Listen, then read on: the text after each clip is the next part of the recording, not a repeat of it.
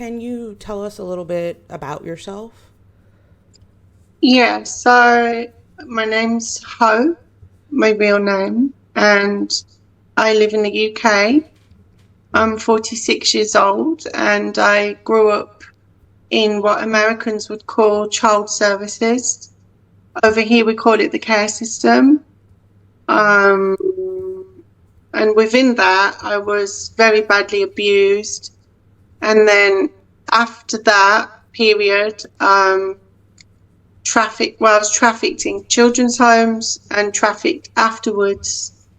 But at the time, I was like very, very young child, teenager. So, it takes a long time to put this, put everything together and understand through professional help what actually was what went Mm-hmm. on. Maybe sort of like connecting the dots, because when you're a child, you don't have that perspective. Yeah, definitely. I feel like I've heard from therapists that like traumatic experiences can cause you to like forget certain things. I don't know if that's true, Yeah. uh, but like you said, it might take time to put the pieces together. But how was your childhood before you entered this care system? Yeah, so I didn't really forget anything about it. Because I lived like my parents divorced when I was, I think, 6 months old. Mm-hmm. Um, there was just a lot of violence, like violence, physical violence, neglect. Mm-hmm.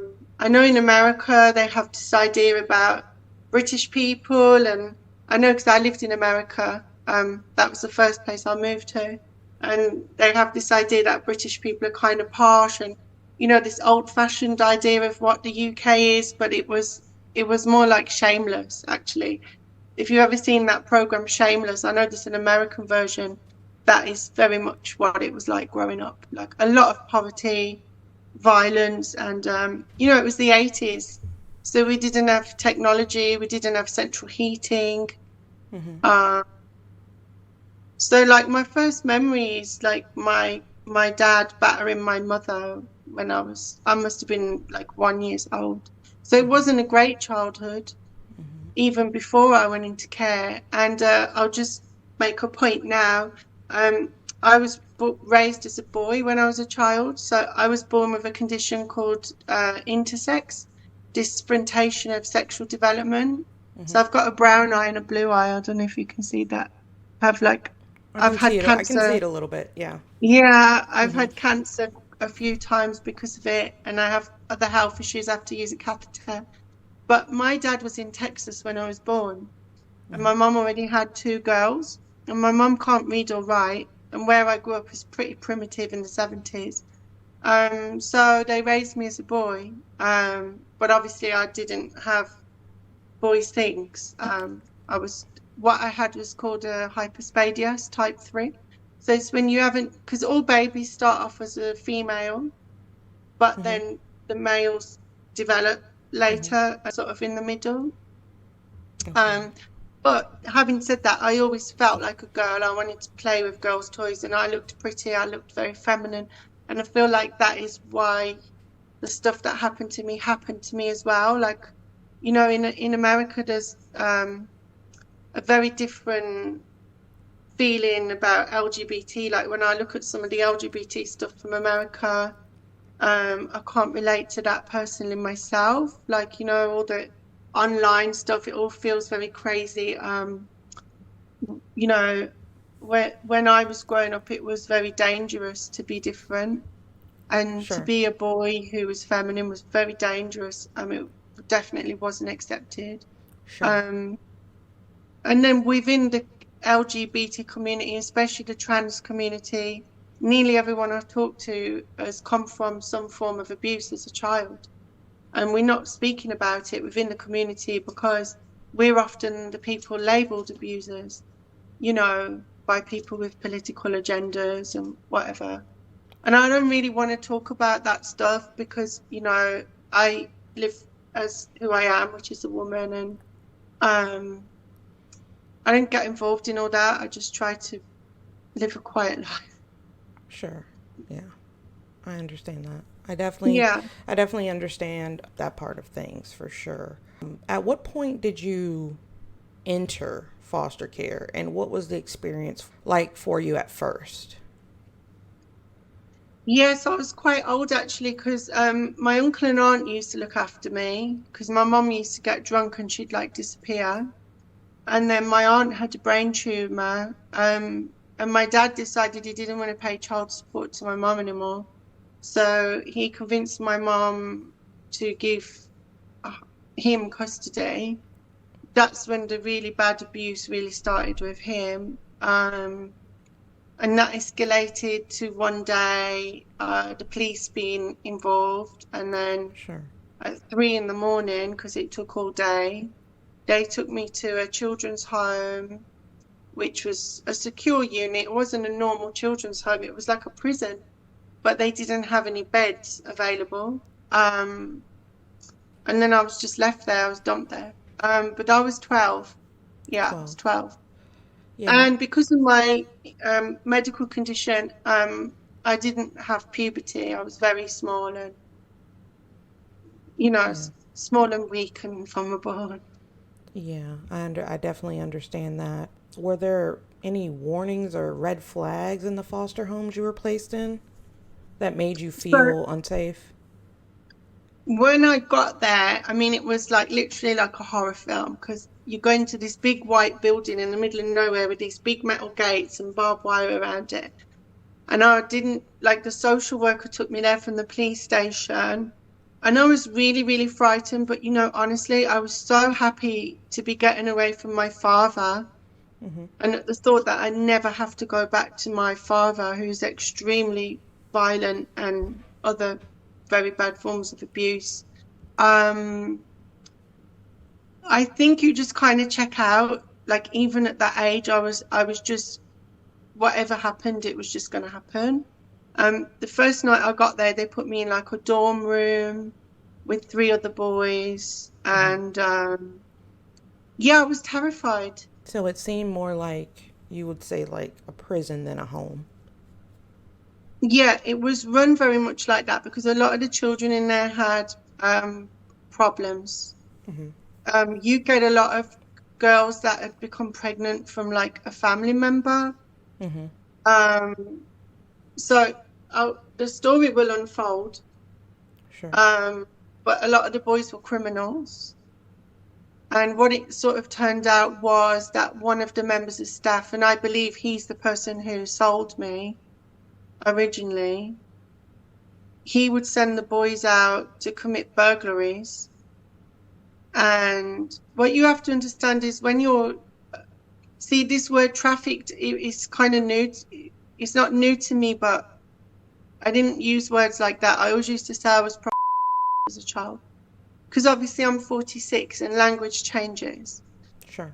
But the first thing, what they did, they moved me into a room on my own. So it wasn't in the boys' side or the girls' side, it was a staff room.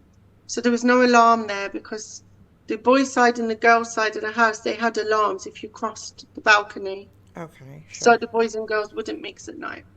But they put me in the staff room because of my intersex condition. Mm-hmm. One night a boy came to my room. I'd been there a few weeks and I didn't really know what to do, but let's say, a boy did something and then two members of staff came in and watched. And they were laughing and smiling. These were grown men. Both of them were married to women. I do want to make a point that everyone that I was sold to, apart from a gay couple, they were all straight men. So what you have to understand, this idea that it's like gay people and trans people, children, is so ridiculous. I think a lot of people who've been through abuse do become LGBT because of their trauma. Mm-hmm. That's just my personal opinion. I'll probably get attacked for that. But that's sort of what I've seen living in that world. But they do that to sort of see if you're going to tell anyone, to see how you're going to react, because we have 4 different trauma responses: fight, flight, freeze and fawn. And I just freeze because I that's what I'd freeze as learned well. with my dad. Yeah. Yeah, When I my freeze dad too. used to batter me, I'd just freeze and let him do it so it was over quicker. Yeah. So through a lot of counseling and working with professionals, I've learned that this is a kind of initiation to see what you're going to do, to see how you're going to react, and also to break your spirit. So that was the first thing, was with the boy in the children's home. Seen him years later on Facebook. He ended up becoming a heroin addict. A lot of these kids ended up in prison, drug abuse, homeless, you know. Do you think that the guards sent that boy to be there at that particular Yeah, point in time? yeah, 100%. Because then they came in and they watched, and they were giving directions.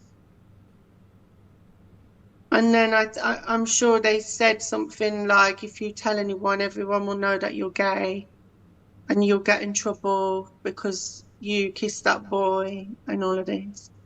So, I mean, I was 12, you know. But they were watching, so what is honestly Yeah, that makes them they way were worse. watching. And then, you know, I'm very lucky in the fact that it wasn't every day.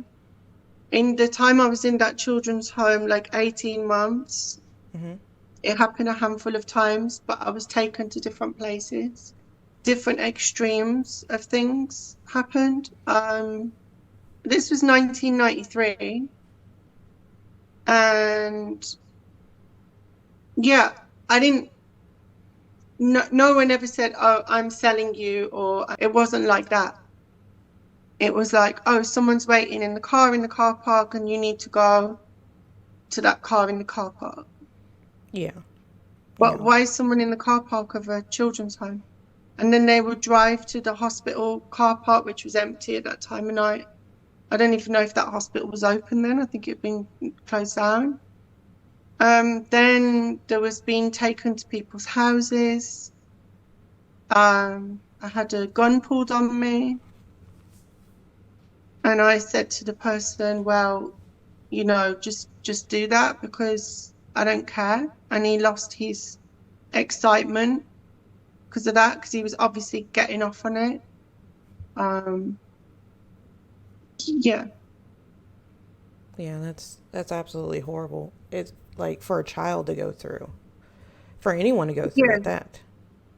That was So the very beginning of it all. Like there's so much, there's so many people. But you know, I'll just say this now. One of the reasons that it took me so long to seek help and to talk about it was because there were so many people involved over the period of a few years that I didn't think anyone would ever believe me. And of course, coming from that in my family home. And what I found out from a therapist that I was working with is that these people, they operate in rings. They don't operate alone. This wasn't lots of singular events. This had all been set up around me, a conspiracy, if you like. Obviously, I didn't have a phone. There was no Instagram. There was no internet. So sure. if someone told me to be somewhere and I was there and they didn't turn up and I was waiting for hours, and then a very nice person came along and said, well, you can sleep in my house tonight, you know, because I was homeless later on. I'm talking about when I was 16. They'd been put there on purpose because these people all communicate. And that was a hard pill to swallow. But then it kind of, now I'm at my age that I'm at, other young people that were in the care system with me, some of them have died mysteriously, suicided. But I know for a fact someone else reported the same people that I reported, and the police did nothing. Because it was what was going on in the UK in the 90s was the 80s and the 90s. It was going on throughout the whole country. Wow. And it was just being disregarded by like law enforcement. I think children that are in care are usually presumed to have come from trashy families. They're presumed to not have much of a future. No one's going to miss them. There's a lot of children with learning disabilities, autism, things like that. So I don't know, these people that prey on children, they're psychopaths, aren't they? Like, this is the thing that nobody seems to get. You are dealing with psychopaths. Like, only a psychopath could be that way in their head. It all goes back to psychopathy. Because if you have a conscience and empathy, you can't do those things because you just have got no, it doesn't compute, right? Correct. Yeah. So these psychopaths, they're working together because they know that they're different. Yeah. And they all have so much money. So that's the other thing, which obviously I can't go into because I don't want to get killed.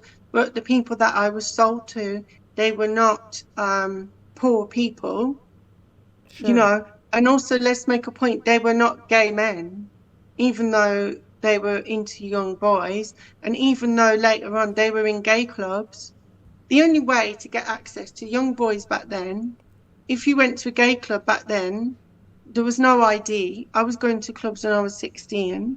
I went to my first rave when I was 13. We didn't get ID'd. Children were in those clubs back then. So if you're a predator, you're going to go to those clubs because you know there's children without families there, right? These were not gay men. That was another thing that, I found funny about this. It seems like people that are being accused of this, they have lots and lots and lots of money, not just like normal wealth, like tons of wealth. Well, Epstein was a nobody. He didn't have all that money, and people still don't know where all of his money came from. Mm-hmm. I think it's such a horrible subject that people don't want to think about. It's like animal testing. Nobody wants to think about a cat or a dog being tortured for cosmetics, right? So it goes on because people are not willing to look at it. And I understand that because even myself, with my experiences, I can't think about it all the time because I will go mad. I will go nuts. Like when I reported to the police in 2021, really affected my mental health for such a long time. Yeah. And can you describe how the system failed to protect you? So the first and foremost, when I got taken into care, the police should have arrested my dad. They never did anything to him. Wow. And even now they won't do anything to him, even with my medical records, because in this country they say, oh, it's too hard to prove historical abuse. The police in this country, they're not really police anymore. Like, you get arrested for a Facebook post or a tweet, but if you actually go and burgle someone's house or steal something, nothing's going to happen to you. We're in a very weird time in the UK. But it's systemic. Like, a lot of our TV presenters have been caught actually doing this, and there's a big scandal. There's one recently called Hugh Edwards. He was a newsreader and he didn't even get jail time. He literally got a fine. And one of the children on one of the videos he had was 7 years old. It's a problem in our culture. And it's always white men in suits and children from very poor backgrounds. I think it's a worldwide issue. And I truly do. I think it's a worldwide issue, and people are not paying attention to it because they don't want to discuss it, like you said. They don't want to believe it's happening. They don't want to believe that someone rich and or influential could be responsible for doing things like that.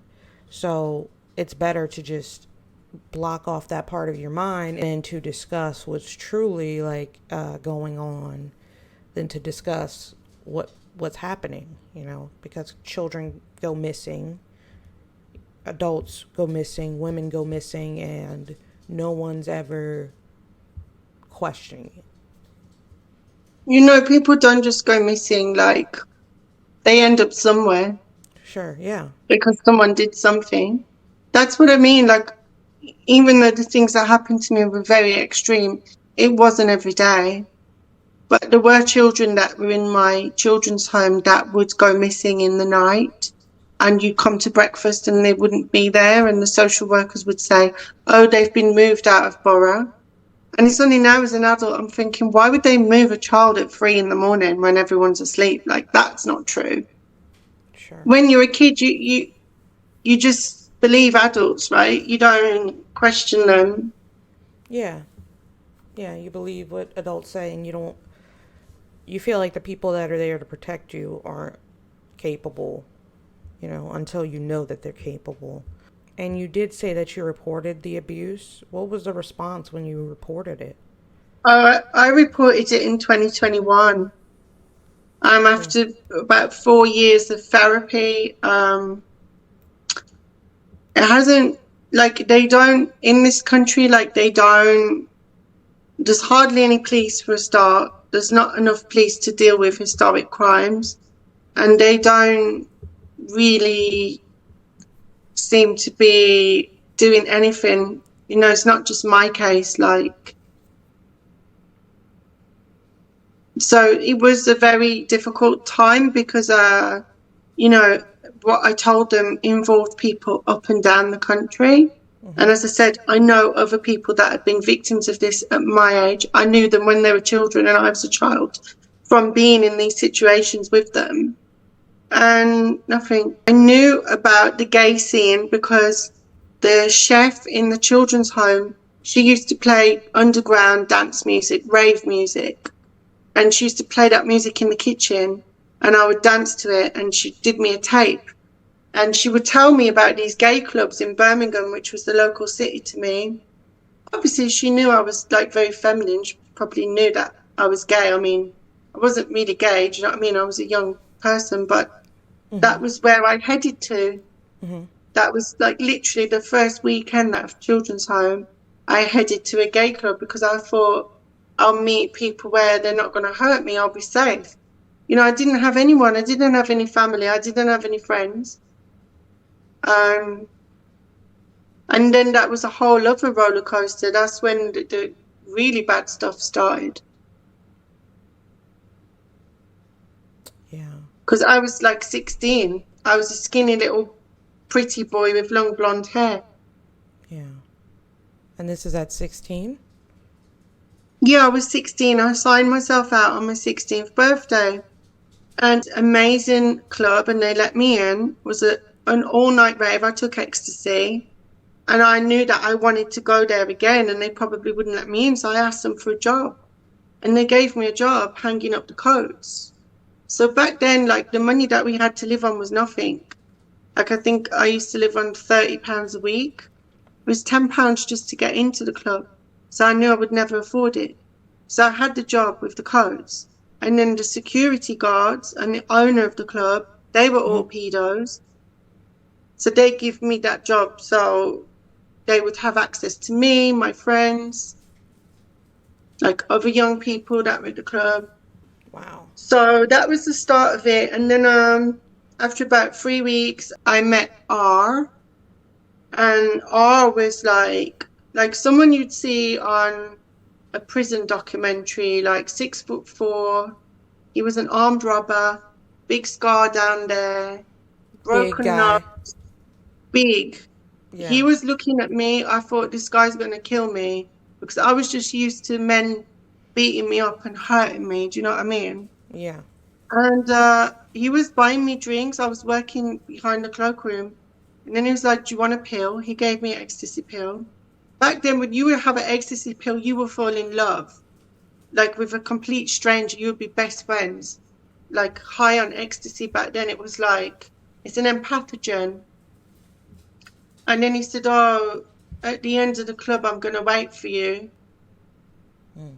So the end of the club came 6 a.m. He wasn't there. He didn't wait for me. It was winter time, 1994. The next week, he came back again. And then I became his property. That was, he gave me the name that he wanted me to use, which was my legal name for about 10 years. And I was his property. He owned me. How would he manipulate and try to coerce you at that time? So in the trafficking world, um, it's a very common way to traffic women, especially in like Eastern Europe, because that's where most of the trafficking in is in Europe. It's called the boyfriend model. So they pretend to be your boyfriend and get you to fall in love with them. Mm-hmm. And then they say, "Oh, I've got this amazing job, like, and if you do this job, we'll have money so we can move out of this squat, we can get our own house, or, we can move to London, whatever." And then the job is in a brothel. Wow. Wow. So he kind of took the role of, the P word. Yeah. But I Mm. didn't know that because, I mean, I thought I was an adult because I wasn't in the children's home anymore. I didn't have any parents. I was living on my own, so I'm an adult. I'm going to clubs. I thought I was an adult.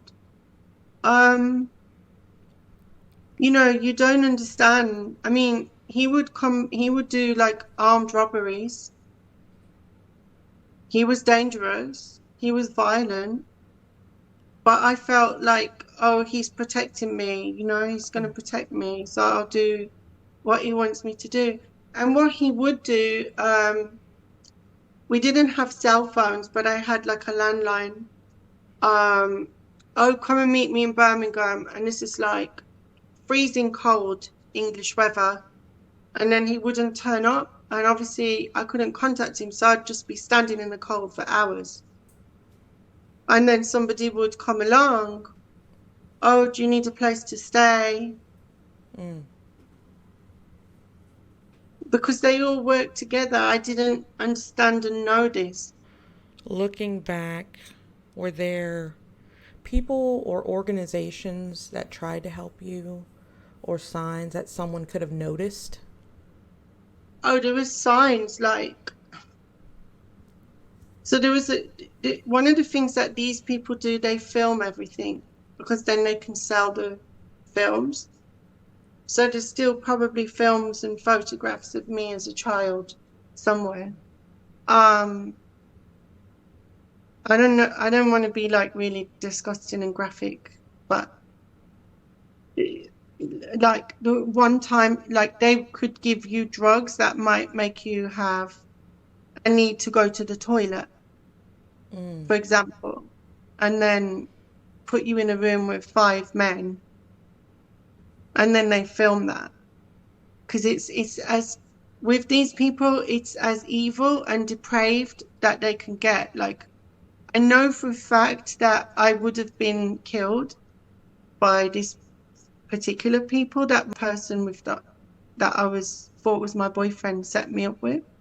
Um, I was there for 2 days, and it was like this hoarded apartment, and it was all very, very strange. And then on the second day, they're like, "Oh, come into the room." So I went into the room.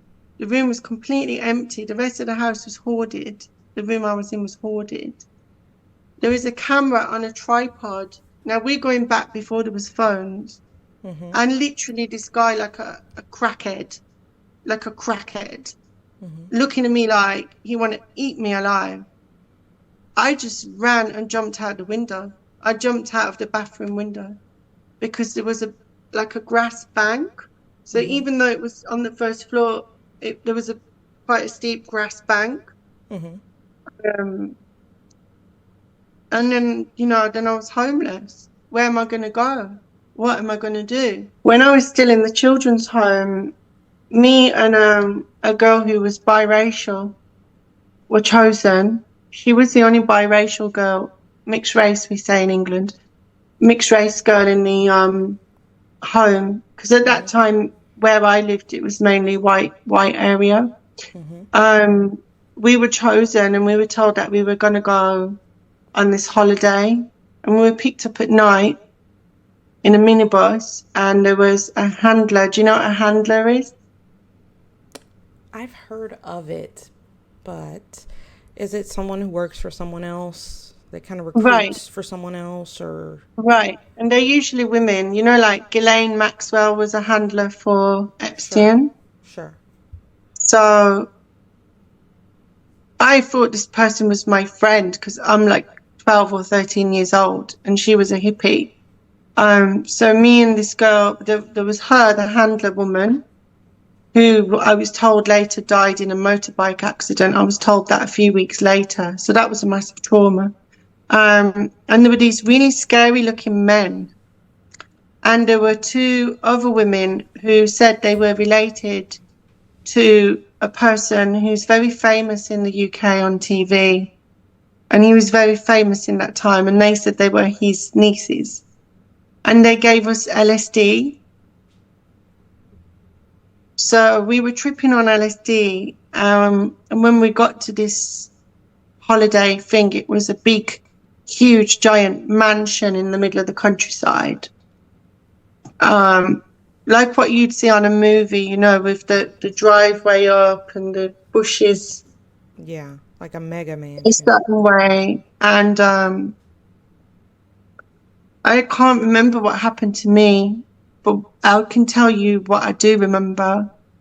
I remember screaming and being dragged by two men from the mansion back to the minibus because I was really out of it on this LSD stuff. I'd Mm-hmm. never took anything like that. I was a child. And they used, you know, like coffee cups, styrofoam coffee cups. Mm-hmm. They were pushing them down my throat, pinning me down and pushing these coffee cups down my throat. I remember that. And then when I come back to the children's home, I barricaded my door and I couldn't physically walk properly for about 3 months. And the girl, the mixed race girl, I still know her name. She started to self-harm very badly. She wouldn't speak to me again. So that was that. Nothing was done about that. I have my own understanding about what happened that night. I'm not going to talk about it here, but I think there are different kinds of places that children are taken to for different reasons. Sure, yeah.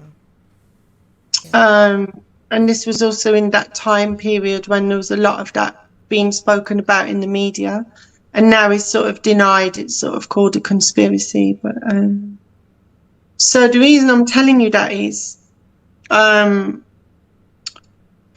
got offered a flat when I was maybe I was still 16, through the children's home, because I ended back up in the children's home basically. And then I got given this flat, but it was like, we call it a hostel. So there'd be like a social worker there. It was still part of the care thing, but like the next stage. And that girl was in the flat opposite me. Your Right? friend that you went to the party with? Well, she was more like my sister because we were kids in a home together. Yeah. But Okay. she still never would speak to me after that. And she was bad, you know, very bad, depressed. So I'm in this flat. I'm still working in the club, hanging up the coats. Don't forget I'm like a child, you know. I looked about 12. And this new guy comes along. Same situation as boyfriend. Come into the cloakroom. Do you want a drink? Do you want a pill? Have you heard about this club in London called Trade? Everybody had heard about Trade. Trade was like Mecca for us. If you were a clubber in the UK, if you were a clubber in the 90s, going to Trade was like the most amazing thing you could do. It was a club in London, and it was the first after hours club in London. It had the best music, the best DJs, the best fashion. And he was like, you know, if you're a good boy, I can take you to Trade with me. I can get you in. So when I finished work, I got in the car with him and drove to London with him. It turns out this guy was one of the biggest drug dealers in London, as well as trafficking children. So after that, for 9 hours, he assaulted me, but very let's put it like this. I was on so much drugs I didn't even know what my name was. And there was like bondage, heavy bondage, filming all of this. And then he did take me to the club to show me to his friends who were very big drug dealers as well. This is when I was getting involved with people who were gangsters, you know, heavy mob people. These people were not gay, but they liked little boys. To come back to my town, my hometown, because I had a job as well, on my own, completely out of it, didn't know where I was, what I was doing, didn't know what my name was. I didn't even know I'm alive, to be honest. And then he would turn up at my flat. At the time, I didn't understand. They were all part of a ring. They're connected. And I was being passed around. Okay. Yeah. And there seems to be a big connection between drugs, trafficking, and sex trafficking. Like, from what I'm seeing, They were all drug dealers. They were all drug dealers. they run hand in hand. The drugs and the sex runs hand in hand.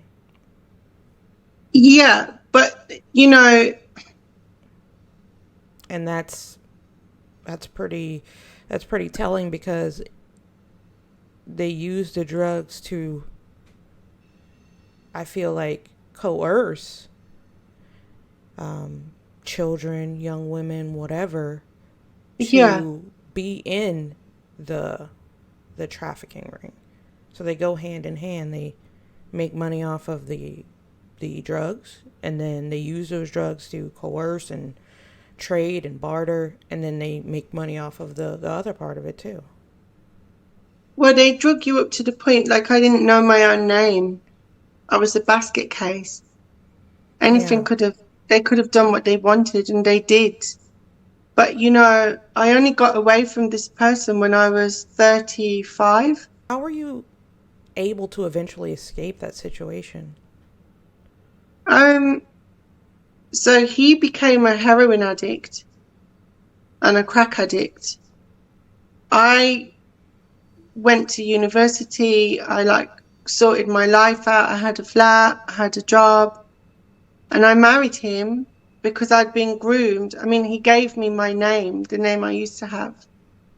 I was so groomed by him that I married him. Wow. How did I get rid of that relationship? I had a lot of counselling. I was on something called MARAC. In London, it's called a multi-agency meeting. And it's basically when the police think your life's at risk, they'll take your name to a MARAC meeting and discuss how they can help you. It took years because I was waiting for him to get into rehab.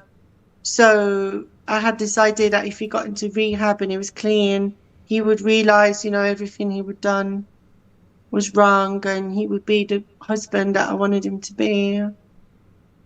I mean, this man used to threaten to throw acid in my face. He would take all my money. He beat me up. I mean, I had surgeries because I had tumors in my head and stuff.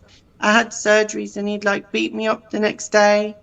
I tried to do overdoses, and he'd come to the hospital. Like, I'd wake up in hospital after an overdose, and he'd be next to me in the bed. Like, he was a fucking creep. But these people, you know, they're very charming as well. Like, I would call the police, and the police would come, and I would be like crying and a mess, and he'd say to the police, "Oh, she hasn't taken her mental health medication." And the one time I was dyeing my hair blue, black, so I had all the blue because he tried to strangle me. And the police are just looking at me and looking at him, even though this guy's been to prison. He's a criminal. I'm not. And they were like, "Oh, well, give him money and he'll leave then." I mean, that's how crap they are. The woman that I was working with at the domestic violence, she said, "You're the only person in 7 years that's actually left. That she works in the UN now with Wow. women. Yeah, he would have killed me if I didn't. I'm still scared for my life every day. Wow. That it doesn't leave you, the trauma. I see his face everywhere. I have nightmares. I have night terrors. I'm constantly moving houses, changing my number, changing my name. Because of the fear that he'll um, catch up to you or like I mean, he's something done like it that. so many times. He's done it so many times. Wow. I mean, it sounds similar to the P Diddy situation. I read the lawsuit, the first lawsuit that kind of brought all this stuff out, and his ex girlfriend said that when they would have these freak offs, these sex parties, she was so under the influence of a lot of drugs.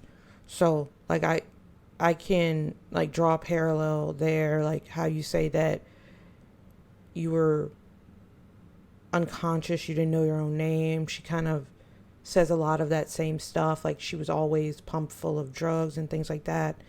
And he never wanted to let her leave. There were times when she wanted to get out. There was times when she wanted to move on with another man, and he allegedly blew up that Yeah. man's car and did everything to make her feel like her life depended on solely him. So, and he's been going around all this time, and people are thinking he's, this great man, this billionaire, um, this icon for the culture, when there's all of these undercover things, all of these cameras in his home, all of these, like you said, they record everything. They said this man records everything and things of that nature. So I see like a lot of parallels. Like it seems like the game is the same for these types of people. Like the playbook is the same. It's just, it's a world issue, and, you know, they know what they're doing is wrong. That's why I feel like it's so high stakes for them. They know they'd be ruined if something came out about them participating in things like that. So to have like layers and layers of protection, employees and employees on top of employees to protect you so you can, run basically a criminal enterprise is crazy. It's crazy. The crazier part is that the women that speak up or spoke up about people that haven't been believed over the years, because these people might have money, they might have fame, they might have status, and then things come out and everybody's looking like, oh, well, I didn't believe that person because it couldn't have been true because this person's such a good person or whatnot. But I feel like everything's not as it seems. So I definitely do think that, there's something deeper than that going on right now. There is much That you, deeper, but I would be like, I wouldn't. there's If I something. mean, sorry. No, you're fine. I just feel like it's something deeper, and I also feel like if the public doesn't catch on to certain things, people are safe. People are able to go so long without being detected in these certain circumstances. I mean, somebody must have known something, you know. But that's just my opinion. I think it's a big club and we're not in it. I think it's the whole upper echelons are involved in these things. Because if you have that amount of money, you think that human beings are commodities that you can buy and sell. And like, you're too young to remember, but when Sinead O'Connor ripped up the picture of the Pope in Madison Square Gardens, Sinead O'Connor was I'm Irish, yeah. Sinead O'Connor was world famous, like just unbelievable. She was so famous from Nothing Compares to You. When she ripped up that picture of the Pope, she was singing the Bob Marley song about racism being a war. That's while that is still going on, there will always be a war in humanity, and if we want peace, you know that song. Mm-hmm. And then she was a victim of child abuse herself, and what she was trying to say was, within the Catholic Church within Ireland, there was a massive child trafficking enterprise within the church. They would sell children to America, but also the young women that were pregnant, they would basically be slaves for the rest of their lives in these Magdalene laundries, which Mm-hmm. she was put into these laundries. They didn't get rid of them until 1996. Her career was ruined for speaking out on behalf of children and women being trafficked. They ruined her career. Now she's revered. Now people, and Ireland has changed. There's no Maggies anymore. That whole culture has changed because of her. Yeah. But can you imagine having your whole career ruined for trying to expose child abuse?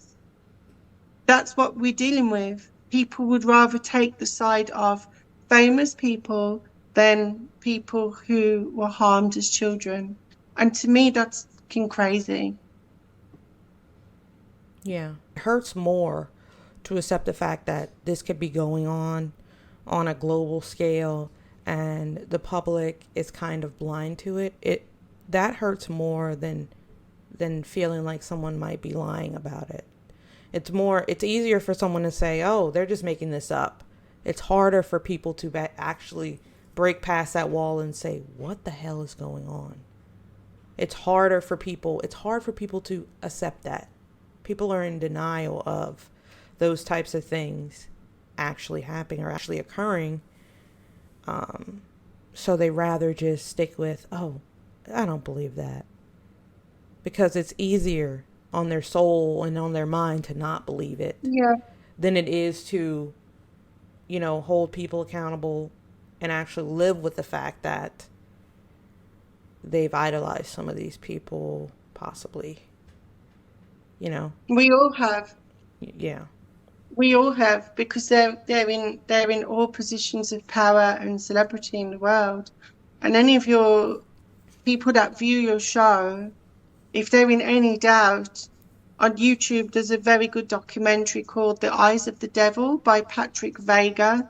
Patrick is spelt with a Y because he's Polish. mm-hmm. And in Eastern Europe, on the border of Eastern Europe and the Middle East, that's where a lot of trafficking goes on, because you're dealing with the European world and the Muslim world. So the children are taken from Europe into the Muslim world, given a Muslim name, identity, and brought back. And then no one's looking for the European child.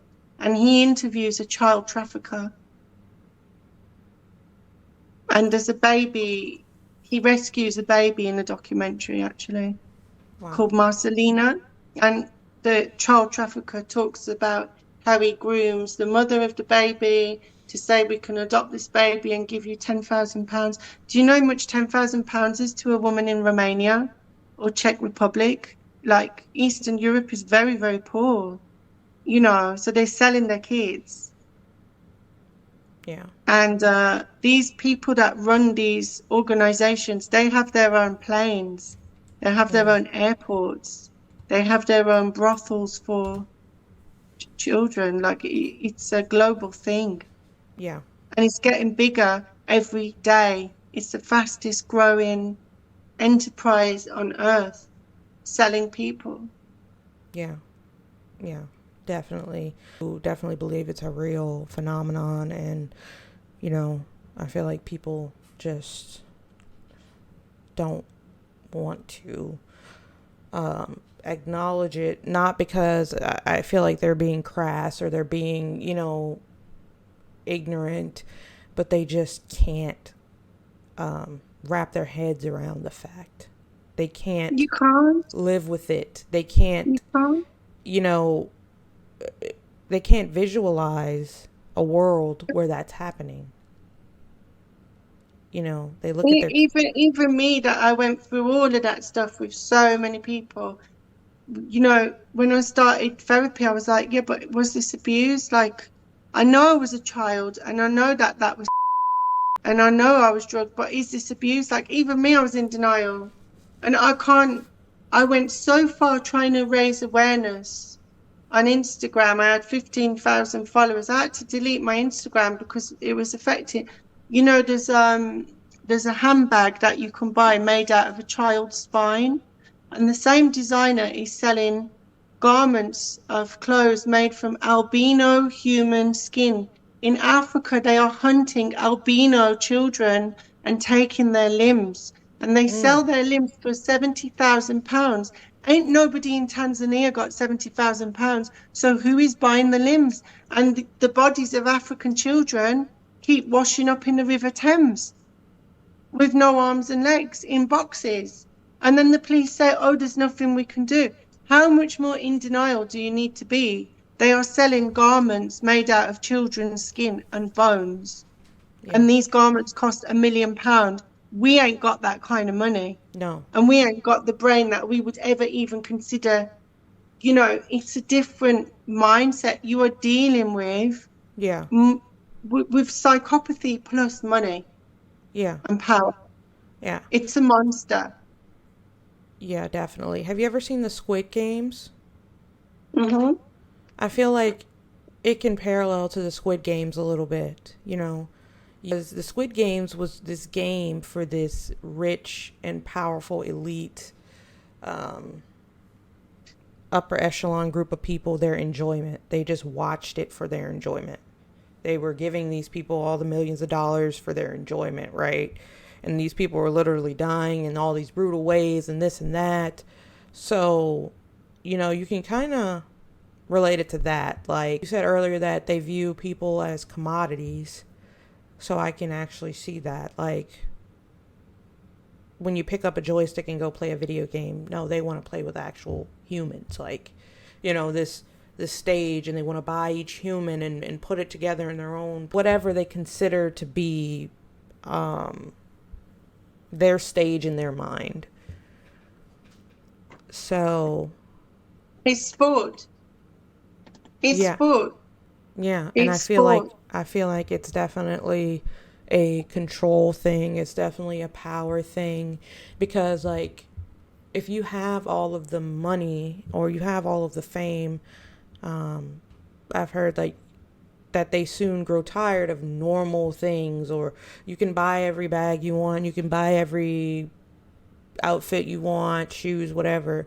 So they go out and start getting into these more sinister, demonic things that you wouldn't even imagine, allegedly, because they've been stimulated in almost every way to where enjoying life isn't even feasible to them. So they have to make their own twisted course of life to even cope with it anymore. Well, I think those Hostel films were based on truth, for sure. Those films, Hostel, have you Yeah. seen them?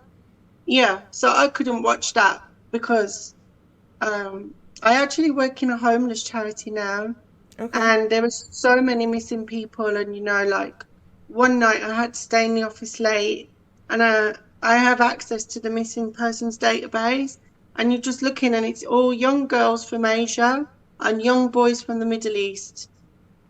And recently, last year, when the king got coronated, I think it was like 300 Albanian children went missing from care in Mm. Kent. How the hell do 300 Albanian children go missing? Like, and the media is silent about it. So, you know, this is what you're dealing with, and I'm so glad you said the word demonic, because from where I'm at my stage in life, my understanding is that this is demonic. It is demonic, and it's to do with all of that. And I Mm-hmm. can't sort of say what I want to say because I don't want your channel to get harmed, and I don't want to get harmed. But when you say it goes much deeper, you are very right. You know, people go to church and they pray to Jesus. People go to mosques and they pray to Allah. People go to the where did the Jewish people go? I forgot. Um, The temple? Yeah.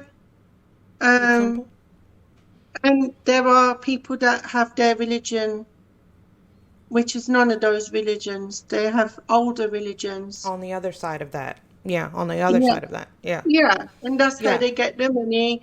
That's how they get their power. And Mm-hmm. that's why so many people go missing, because those gods need sacrifices. And it's really good what the media have done, because they're really good at distracting everyone. Blame the gays, blame the drag queen story hour, blame the war in Israel, blame this, blame the economy crashing, blame the virus. Give you some Hollywood movies to normalize all this stuff. Just normal TV. Mm-hmm. It's depraved. Like, we have a dating show in this country where people go on the show naked, and some of these people are trans, some of them are normal, and it's called it's like on at 9 o'clock, 10 o'clock when children are around. Like, that's depraved. Is And it it's a naked. censored? No. Oh my No. God. People are watching this, and it's becoming normal. Like, all of our sort of, our foundations in society that keep people safe are being eroded They're while we're all weakened. being distracted. They're weakened. Yeah, definitely. Yeah. Um, Fashion, every catwalk you look at, it's demonic. I love fashion, don't get me wrong, but how many times have we got to see demons walking? Fashion, music, art, mm, Marina Abramovich, hello? yeah, things were simpler when I guess you could say social media wasn't such a huge force in our lives. Um, I now that think it's, that's social's evil. yeah, social media, I feel like the children are different than I was, I guess. It's raising them, and it's not really a good tool to raise them. They're learning all kinds of stuff. And who's to say And the the person that predators, yeah. Yeah, who's to say the person that created that didn't have intention to teach your child something that they didn't need right, to be taught at that point in time? right. I'm To I'm prime fully on them, board with everything you're saying. to prime them for being more sexualized at a younger age, to prime them for these types of things. That's already happened. Like Gen Z, like the very young Gen Zs, they're walking around the streets in London half naked. Like girls with literally their breasts out wearing lingerie in the day. Like, even I'm shocked. And like, come on, I've lived in the LGBT world all my life. I've been to fetish clubs. Even I am shocked. And Yeah. they're doing this to be performative because they all want social media followers. And how do they get that? By being sexual. And Yeah. then, Yeah. little boys in makeup. These are people that are predators that are accessing children through social media. And it's like the children's brains are not developing any executive function. That's a No. scientific fact. No. Executive function leads you to make decisions. You can't make decisions. You've got anxiety. You've got depression. Like, Gen Z is very damaged by these phones. Yeah, I agree with that. At first, I thought, because I kind of grew up in the age where the iPhone was coming out. I think I was in like, I don't know, middle school or high school when it was first coming out. So I did have a lot of that, old cell phone usage. Just pick it up, open it, and use it. But the rise of social media and the rise to be like someone on social media is just, I don't know. I don't know. It's creating different types of children. So They're trafficking children on social media. There was a big sure, expose done called Trade Made. It was a hashtag. And in the Middle East, they were trading trafficked women on Instagram. yeah. And I witnessed something on TikTok that there are men on Roblox, a child's game, looking for other children to talk to have conversations with. So these adults are getting on these children's platforms to have access to children. Oh yeah. Different things like that. Just anything they can really do. And they don't care. You know, you could pretend that you could say that you're in a different age than you are. They don't care. They're doing it out in the open. Yeah, And because that they're not being held accountable. right. Like, I'm sorry, all those people on Epstein's Island, trafficking children to who? You have a big list of people, not one of them have been arrested. When that happened, I thought, thank God, this is it. This is it. This is when the whole world is going to blow up and they're going to realize what has been happening. Nothing. Nothing happened. Epstein's dead. Like, after the past few years that we all went through, I think we can all say that, you know, even if you don't know what's going on, you know something's going on. You know that the world we grew You up in know is something's gone. going on. That's true. Yeah. Yeah. That's gone. That innocent world that we grew up in, that is gone. And people are different. The world is different. Like, those people had access to me because I was in children's homes and I was in clubs and I was a child on my own. Now the children are with their mom and dad and their family, and they're on the phone, and those people are on the phone in that child's house, so that even the children can't be protected. Mhm. Is that not by design? I'll probably end on this. This is again for your listeners that don't believe this is really happening. Why is the hashtag Save the Children banned on Instagram? If you put anything about child trafficking, anything about sex trafficking, human trafficking, or you put the hashtag Save the Children, you will be shadow banned. Mhm. That says it all. Mhm. That says it all.